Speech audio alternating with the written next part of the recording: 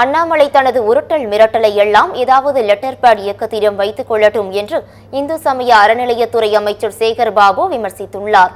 சென்னை கிழக்கு மாவட்டம் கல்யாணபுரத்தில் அமைச்சர் சேகர் பாபு செய்தியாளர்களை சந்தித்தார். அப்போது பேசிய அவர், திமுகவுக்கு எதிராக எத்தகைய மெகா கூட்டணி அமைந்தாலும் மக்கள் கூட்டணியில் இருக்கும் முதலமைச்சர் மு க ஸ்டாலினை அசைத்து கூட பார்க்க முடியாது என்று தெரிவித்தார்.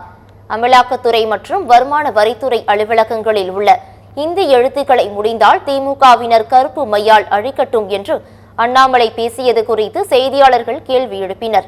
அதற்கு பதிலளித்த சேகர் பாபு, அண்ணாமலை தனது உருட்டல் மிரட்டலை எல்லாம் ஏதாவது லெட்டர் பேட் இயக்கத்திடம் வைத்துக் கொள்ளட்டும் என்று கூறினார். யாரை மிரட்டி பார்க்குற அவரது வார்த்தையிலேருந்தே நீங்களே தெரியும், மிரட்டி பார்க்குறது அமலாக்கத்துறைக்கு வா அங்கே வான்ட்டு இதையெல்லாம் சந்தித்து நெருப்பாட்டிலே நீந்திய இயக்கம்தான் திராவிட முன்னேற்ற கழகம். பல பூபங்களை, பல இன்னல்களை, பல பேரிடர்களை சந்தித்துத்தான் திராவிட முன்னேற்ற கழகம் இன்றைக்கு ஆட்சி பொறுப்பிலே அமைந்திருக்கின்றது. இந்த மிரட்டல் உருட்டல் எல்லாம் திராவிட முன்னேற்ற கழகத்திடம் பலிக்காது.